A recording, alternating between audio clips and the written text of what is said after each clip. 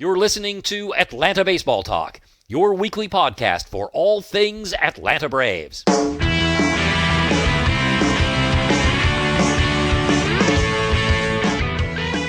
Welcome to show number 304. Today is Sunday, June 28th, 2015, and my name is Steve. I'm joined by both Hamilton and Curtis.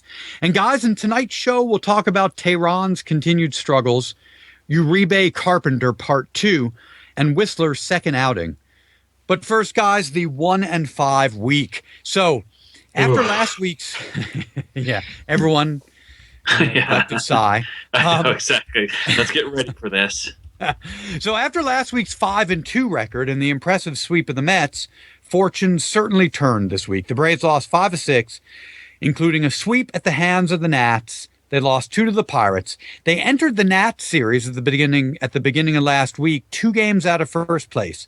They now find themselves in third place, 6 games out of first. So, Ham, what do you chalk this week up to? Well, I mean, I think if you look at the big level, I think we're not as good as these teams. You know, at the highest level, we're a fun rebuilding team, and we're going to have weeks like last week, but we're not in the same tier as the top teams in the East, the postseason teams. So, you know, the whole we own the Nats motif or whatever that was going on for a while, I think is gone. I think we haven't played well against Philly or Pittsburgh in a couple of seasons. It feels like they've sort of owned us. You know, Dodgers, Giants, the teams that are are the top we're not in that tier. And then this week we just had, we had a couple of really bad starts that never even gave us a chance. Our offense was anemic. You know, Peterson had a great weekend, but he was cold all week. And it's funny when Freddie is out, the core of your lineup, how much these young guys you really need to rely on and how little room for error there is for those guys, right? And how much we really need to lean on them. So it just, and then there were a couple games where the offense and or the bullpen just didn't come through to win games. And so it doesn't hurt like it did last year. I think if we had had a week like we had last season, it would have hurt more.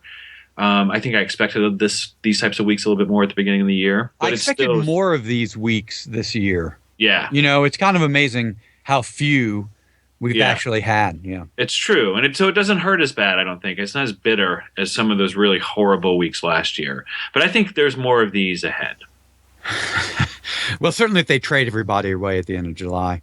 Sure. Curtis, how about you? What do you chalk this up to? A lot of the same. It's just this was a perfect storm of things that the Braves really aren't very good at this year, which is winning on the road and winning against teams with a plus 500 record. 17-25 on the road, 15-24 against teams over 500. And the June schedule that we talked about at the beginning of June has certainly taken its toll.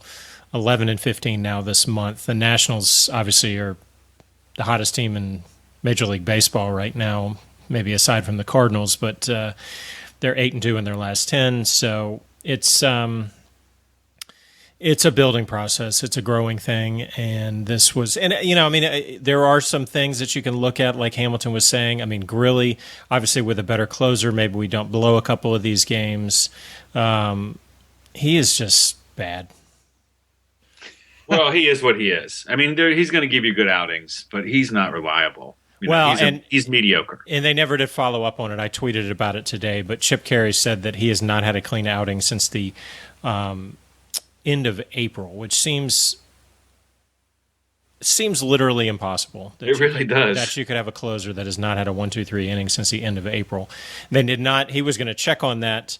And then there was the collision in center field, and thank goodness Yuri Perez is okay. But so they never really followed up on that. But even if that is even remotely close to being true, obviously that's problematic. So but he's had good results. It's remarkable that exactly, Hammy. The results. Yeah. It's remarkable how few blown saves he's had, given all the tightrope walking he's done. Yeah, but I mean, it's always one pitch away from utter disaster, like it was today. No doubt, absolutely. So yeah, that's really all I see. It's just they're overmatched. They're an exciting young team, and they've got a lot of great pieces, but Obviously, Freddie Freeman not being in there is a huge loss to the offense. The offense really struggled this week. And, I'm not putting too much more on it than they just hit a couple of teams on the road that are better than them, as Hamilton was saying. Yeah, I mean, this is the team, right? The starting pitching was kind of inconsistent, but more good than bad. The bullpen was actually better this week than it was during the real dark times of the bullpen. If we hit a little, I mean, the big difference was that we didn't hit. This team had been hitting a ton and coming back when they went down, and we had none of that. It's amazing that how much the offense just disappeared without Freeman. So Freeman disappears, and now you're bringing Kelly Johnson into play first, or Chris Johnson. All of a sudden, you're getting a bunch of Yuri Perez in the outfield, and Yuri Perez, no offensive force. No. Not to come up with some amazing analysis there. Like you said, Hemi, I mean, Jace Peterson, I'm pretty sure went 0 for the Nationals series. Mm-hmm. Maben slowed down. Markakis kept hitting his singles. Uribe has continued to slow down. I mean, his hot offensive start has not really continued. I really would have liked to have seen this week if Freddie was in there, because I think it would have gone different. But this team is really, really thin. The team is really thin, and you lose your offensive piece, and your best offensive piece, and you see what happens. It reminds me. So in the Saturday game when Teheran hit McCutchen in the first inning, the radio guys were talking. I was thinking about it myself. I was like, well, we hit their superstar. Who are they going to hit on our side with Freddie out? And so they ended up hitting Simmons. Right? They went after Simmons. But that's that's good commentary on how weak the offense is when Freddie's out, that you're going after Simmons. And your only other choice really was Markakis, our singles hitting cleanup hitter. Maybe Przynski. Like, it's amazing how, the drop off after Freddie. You take away Simmons, right? Yeah. And you look at like the other position players in the league. I don't think any team would pick someone from the Braves to be their starter, like, until like the 10th round. I mean, who is someone other than Freddie and Simmons? Who is someone you're clamoring to have on your team? It's a nice thing. I think that's a point that's remarkable to how well the Braves have done. Take the pitching away, right? I mean, but offensively, Peterson, right? Right. Peterson's the only other person in that conversation, but as a rookie, a rookie, I mean, you're not like making a postseason run with him, right? Or something like that. I mean, it's a thin team. I guess Maben, Maben, I suppose. Yeah. Just recently, so certainly. Yeah. So, guys, I tweeted a couple things during the week about, oh man, we're this many games back now, and got to win some in Pittsburgh, all this stuff. Are you guys still scoreboard watching, Curtis? No, and haven't been for ever this season, really. It was kind of fun. You would bring it to my attention like last week that we had gotten close, and maybe I would check in, but this is not a season where I was really committing myself to that type of stuff. Hammy? Yeah, I think I am. This has just started for me. Not really watching. I'm certainly watching the games, but when I'm sort of checking about the team, I might look at the Nats or the Mets score to see how they did it, but only if it catches my eye. I'm not looking at the standings. I don't care. So I'm still very much focused on the Braves, but I'm somewhat starting to write this season off. Yeah, I don't know, man. I mean, we were 6 days ago, we were 2 games out. I've been 100% scoreboard watching. And look, we have 3 more with the Nats this week, and then lots of Phillies and Rockies and Milwaukee coming up in July. So until the fire sale begins or we're 10 games back, I'm scoreboard watching. I mean, the Nats seem to have figured something out. They've gone on an amazing run. Scherzer's gone just unconscious. But would it really surprise you if the Nats reeled off 2-8 sometime this month? It wouldn't me. It's what we've seen the last few years from them.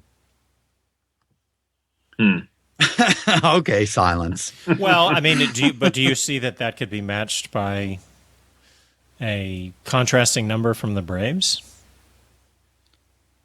Yes, I do. I do, because Freddie comes back at the end of this week. The bullpen is better. Yes, I think the Braves could win more than they have recently if Freddie comes back. And I mean, you're right. We get the Phillies, we get the Brewers, we get the Rockies. We also get the Cubs, the Dodgers, the Cardinals, and the Orioles. So it's kind of, once again, there's a soft section there, and then it gets brutal at the end of the month. So I feel like there's a 30% chance that by the end of July we are less than 6 games behind the Nats. All right, make your predictions. It's the final week of July. The Braves need to make their decision. How many games out are the Braves at the end of July, Hammy? 8. Kurt? Yeah, I'll say 7.5, just to not say the same thing as Ham. Yeah, half a game. Say it. Half a game. 3 games. 3. 3 games in the lead. 3 up. All right, guys. Next up is fair or foul, where I throw something out there. 3 games? You think we're 3 3 games? games. Back? I'm saying All right. 3 games. All right. We agree with it fair or disagree with it foul. So, Hammy, Teheran had another miserable outing this weekend, giving up 5 runs in the first inning, 6 in total. This was Saturday's game against the Pirates. So, fair or foul, Ham, Teheran has more quality starts than not the rest of the season. I don't think this season's going to be a complete train wreck for Teheran. I really do think that the start that he had against the Mets was a real start. That's really him. It's still in him. But I'm going to say foul still. I think, Kurt brings this up when he brought up last week that the Teheran home road splits, and everybody who follows him knows it. But I think it depends on how many home starts he has to really determine that. If he was only pitching at home for the rest of the season, or a significant number of starts at season for the rest of the season at home, I would say fair.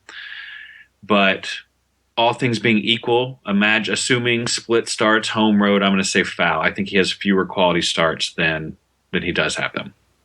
And the splits are insane. Here's the slash line splits. At home, batters against, 173 at home, 246, 256. That's at home. On the road, 361, 427, 609. You should have also gone back and gone 361. Yeah, well, exactly.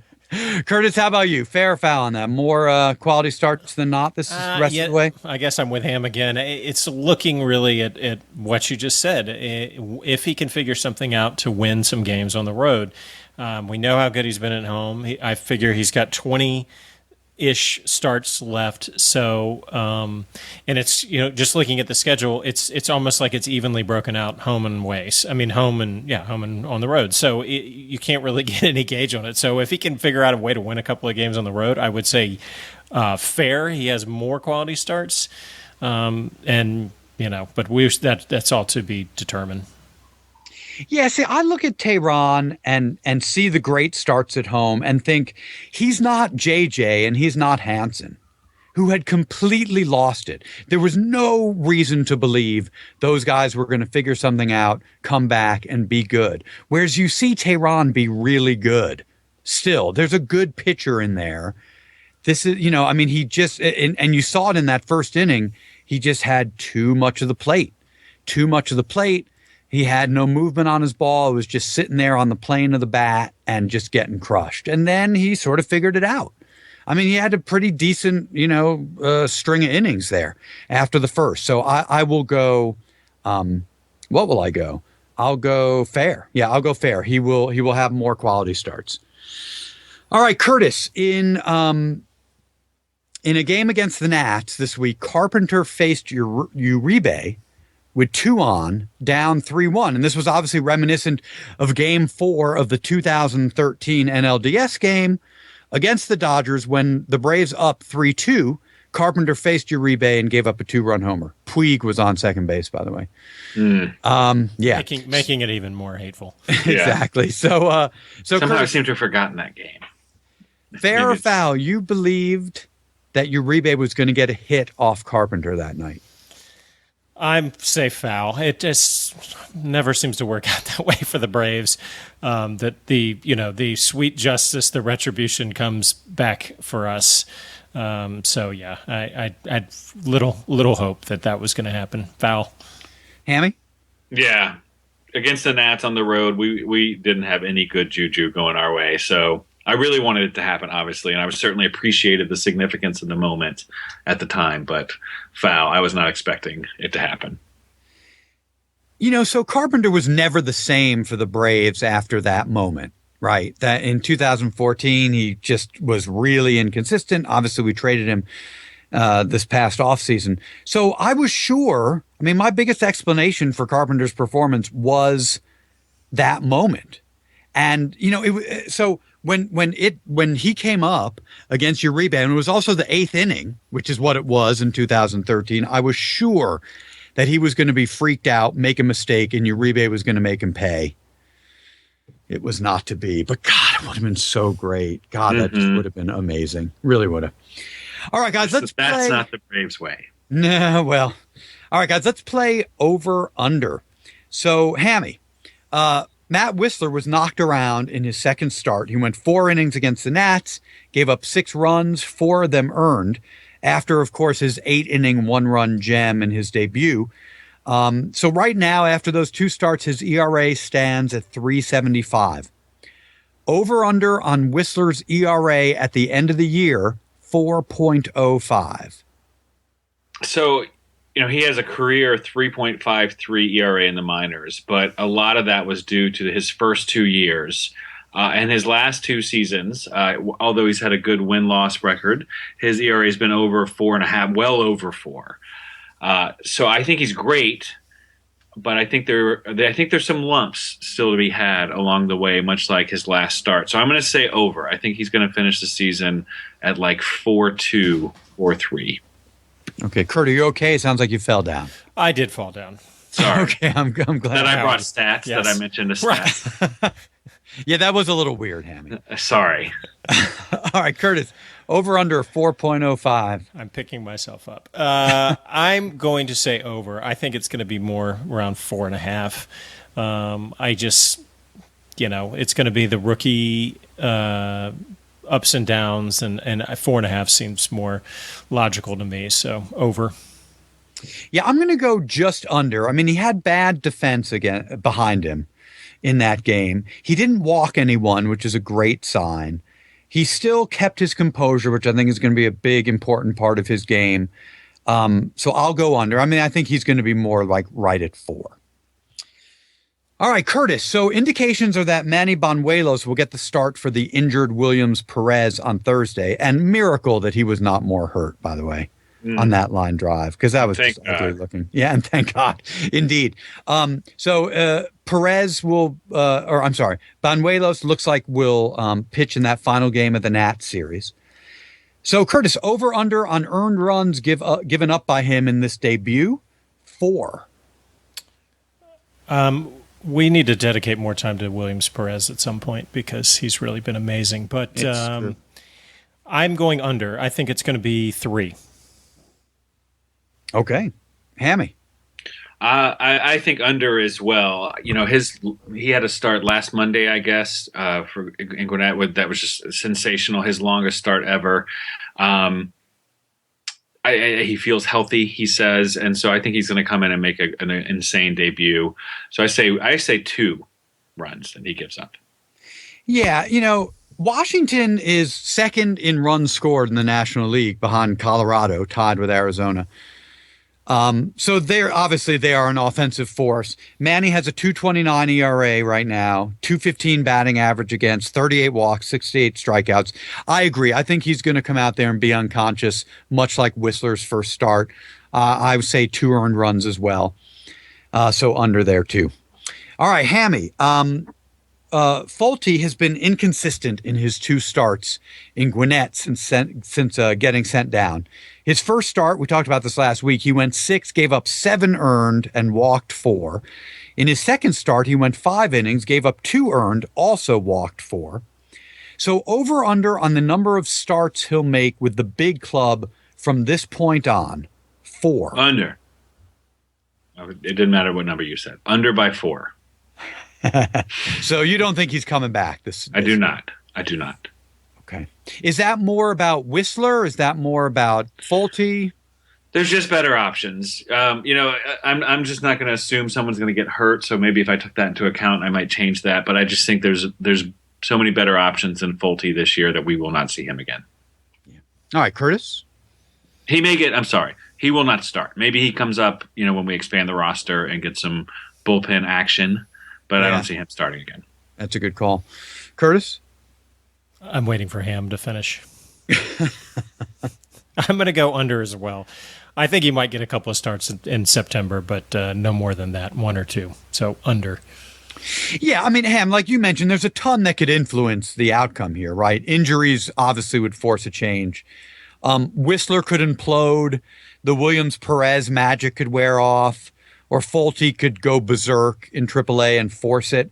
But assuming no injuries, I just don't think any of that stuff's going to happen. I really do think Wisler will be good. Perez, I think, is the real deal.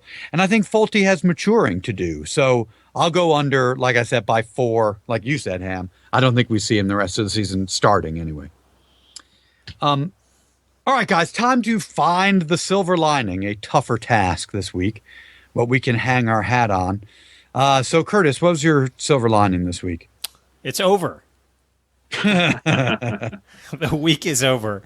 It was just a very, very tough task for the Braves, and they kind of did not really live up to what was in front of them. Obviously, there was a lot of things going against them. So the silver lining is that week is over. They get to come home. Obviously, they got Washington, but then, as we've discussed, the schedule gets a little softer there for a little while. So maybe kind of get their confidence back, win some series, which would be huge, and just kind of get themselves back in a better place.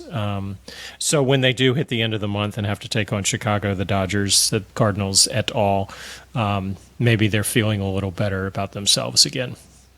All right, Hammy, what's your silver lining? Alex Wood. So, good. So good today. And didn't have a great start earlier this week. No. But he didn't, on Tuesday, but he didn't look horrible. And right, it was 3 against runs, the Nats. And it was against the Nats, right? Yep. And on the road, a good start. I mean, he's allowed 3 runs or fewer in 13 of his last 15 starts, which is he's good, right? And today was flawless. 5 hits, 7 1/3, no walks, struck out 8. It was great. He was maybe the lone bright spot of the week. Yeah. So I'll throw Aardsma in there. He had 2 appearances, including a 3-inning appearance. So he went 4 innings over 2 appearances this week, no runs given up. All right, guys, next up is Shot in the Dark, brought to you by Front Row Seats, where you can get the best deals on tickets online, Braves, concerts, anything you're looking for. Visit frontrowseatsllc.com and use discount code ABT, and you won't be charged any service fees. Again, that's frontrowseatsllc.com. All right, so guys, we'll start with our listener pick for Shot in the Dark from this past week. It was from a Twitter follower, Sean Murphy, who predicted that the Braves would score 5 runs off of Strasburg and win over the Nats in last Tuesday's game. Yeah, Strasburg gave up no runs over 5 innings and looked pretty dominant doing it. Mm-hmm. And I hated it on so many levels. I mean, I just wanted to crush him in his return. I want to keep, at least keep the Strasburg can't beat us streak going, but he looked great and really owned us.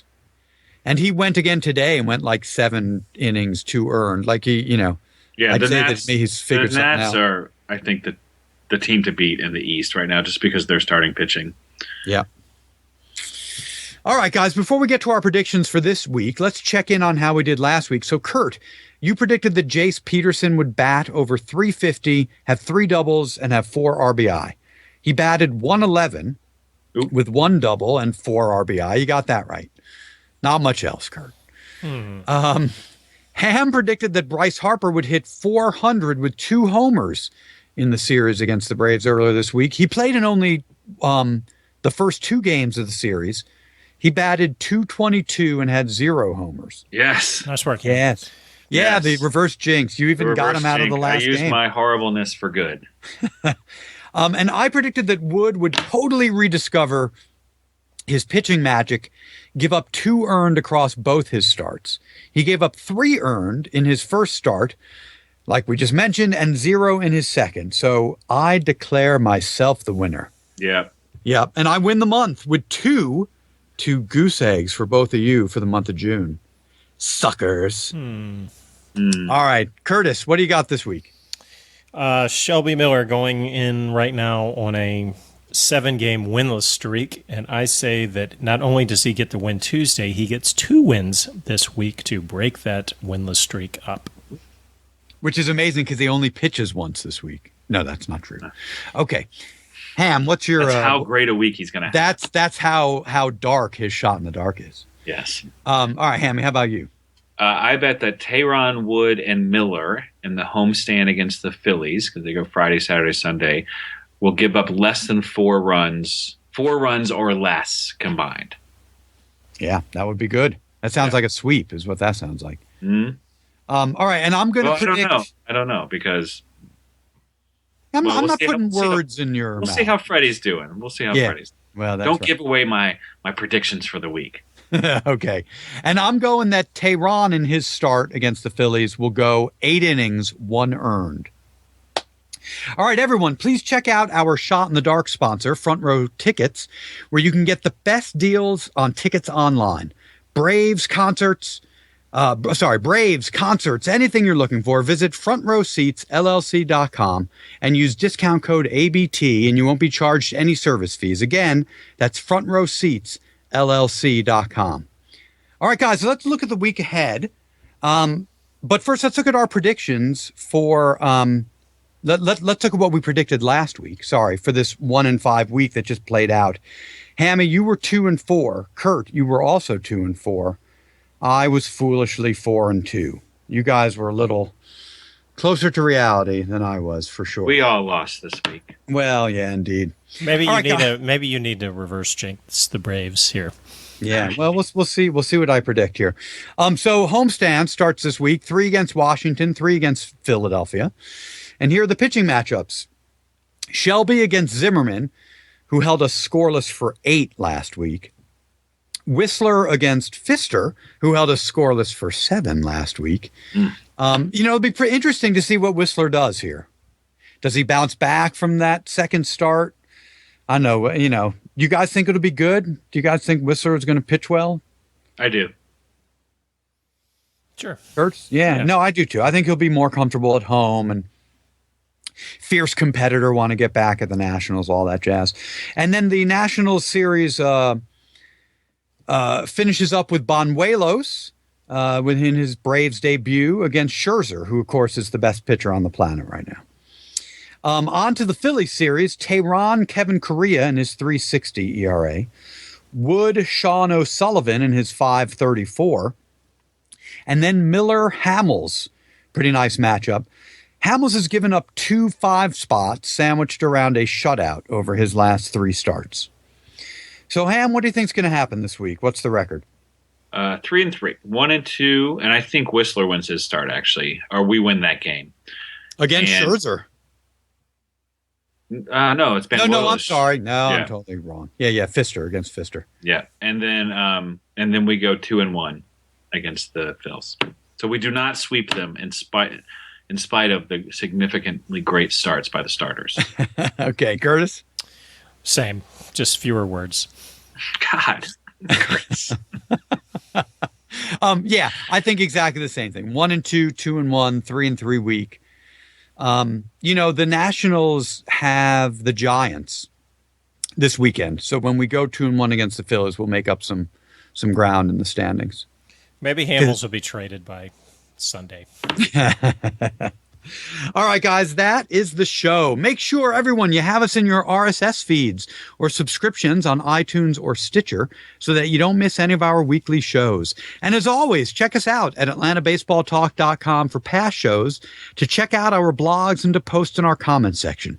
And be sure to follow us on Twitter at ATL Baseball Talk, and to like us on Facebook. Thanks again for listening, everyone, and go Braves! Thanks for listening to Atlanta Baseball Talk. your weekly podcast for all things Atlanta Braves. To find new shows, to post in our forum, or to send a comment, please visit us at atlantabaseballtalk.com. Had to admit